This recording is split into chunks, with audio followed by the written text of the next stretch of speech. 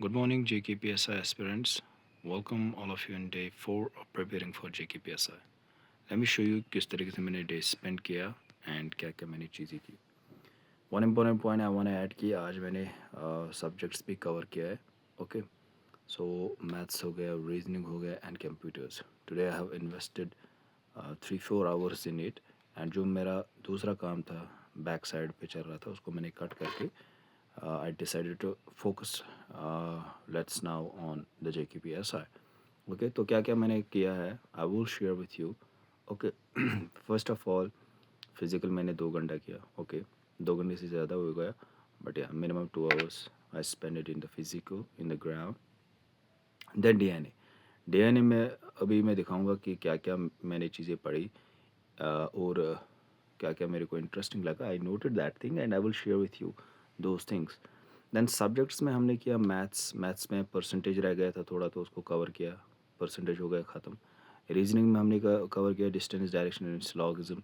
Okay, and computers में हमने किया कवर प्रोसेसर्स मेमोरी जिसमें से प्राइमरी सेकेंडरी मेमोरी सब कुछ हमने कवर किया. देन इनपुट आउटपुट डिवाइसेस ये भी टॉपिक हमने कवर किया. ओके, सो ऑलमोस्ट 2 साल के बाद मैंने पढ़ना स्टार्ट किया.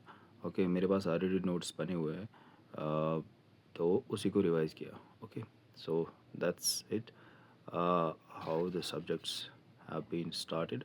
Okay, now let me show you कि डीएनए में हमने क्या क्या कवर किया. Okay, first of all India Norway अभी प्राइम मिनिस्टर मोदी उधर थे नॉर्डिक कंट्रीज़ में, तो नॉर्वे के साथ भी हमने ग्रीन स्ट्रेटजिक पार्टनरशिप एग्रीमेंट किया. ओके, आरटी के related right to information act कब आया था 2005 में. Okay, so it's only applicable to government bodies. Okay, not applicable to private bodies.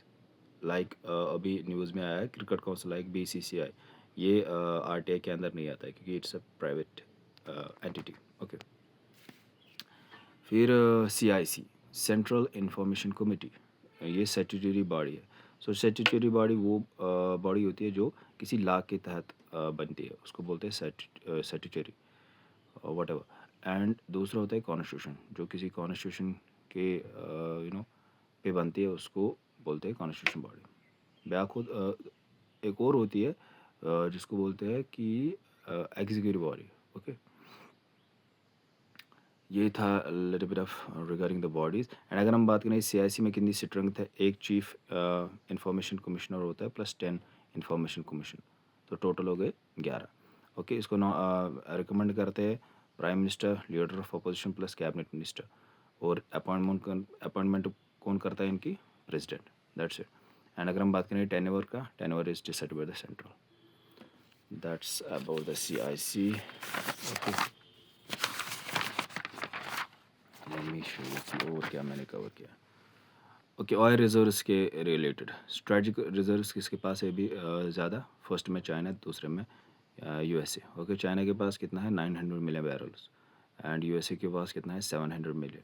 And India के पास टोटल 36 मिलियन है. अभी जो कल की वीडियो में मैंने कवर किया था कि यूए के साथ हमने 36 मिलियन बैरल का वो साइन किया है एग्रीमेंट. ओके, तो मान के चलो ये 76 मिलियन बैरल हो जाएगा in India, but yeah, you can see the comparison how they have arrived.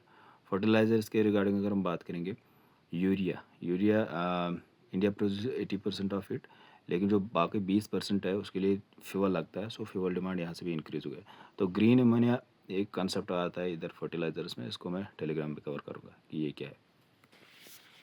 Polity में हमने किया UAPA unlawful activities of prevention act. ये कब आया 1967. ओके, सो ये किस सुप्रीम कोर्ट क्या बोलता है कि नॉर्मल केसेस में क्या होता है, बेल मिलनी चाहिए. Okay, and jail should be exceptional. लेकिन ये सीरियस क्राइम के लिए है. सीरियस क्राइम कौन कौन सा है, ये नेशनल सिक्योरिटी या थ्रेट टू द कंट्री या टेररिज्म के रिलेटेड.